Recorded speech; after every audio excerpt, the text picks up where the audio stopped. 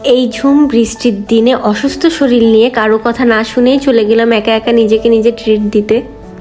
আসসালামু আলাইকুম, this is me Sumaiya Mirza and welcome to my page makeup by Sumo. সেই দিন দুপুরে লাঞ্চের জন্য আমার জামাই কাচ্চি ভাই থেকে কাচ্চি আনতে চাচ্ছিল বাসার সবার জন্য, কিন্তু আমি বায়না ধরলাম যে আমি কাচ্চি খাবো না, আমি বার্গার খাবো। ফার্স্টে কেউই রাজি হচ্ছিল না, বাসার সবাই খুব টেনশন করছিল যে আমি একা একা কিভাবে রেস্টুরেন্টে বসে থাকবো।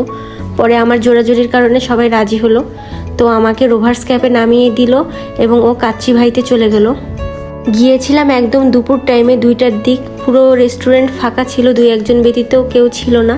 তো খুবই নার্ভাস লাগছিল, একা একা যাই অর্ডার করলাম। অর্ডার করার 15 মিনিটের ভিতরে ওরা খাবারটা আমাকে দিয়ে দেয়। রোভার্স ক্যাপে আমি 2020 সালে গিয়েছিলাম লাস্ট, এর ভিতরে আর যাওয়া হয়নি। এর মাঝে অনেক রিভিউ দেখেছি যে খারাপ হয়ে গেছে আগের থেকে খাবারের মান। তবে আমার কাছে বার্গার টেস্টটা যথেষ্ট ভালো ছিল, কিন্তু তাদের প্রাইসটা আগের থেকে অনেকটাই বাড়িয়ে দিয়েছিল। আর ফাস্ট ফুডের ভিতরে আমার ফেভারিট খাবার হচ্ছে বার্গার। তবে এই বার্গারটা খেতে যাই আমার সারা মুখের অবস্থা যা না তা হয়ে গেল। আর আমি বারবার আশেপাশে তাকাচ্ছিলাম যে কেউ দেখছিল কিনা, বারবার সিসি ক্যামেরায় দেখছিলাম। দেন চিন্তা করলাম যে দেখলে দেখবে, সমস্যা কি, আমি তো খেতেই আসছি, চুরি তো আর করতে আসি নাই। পরে এদিকে বার্গারটা শেষ করে আমি মিল্কশেকটা খাচ্ছিলাম, আর বাইরে প্রচুর বৃষ্টি হচ্ছিল।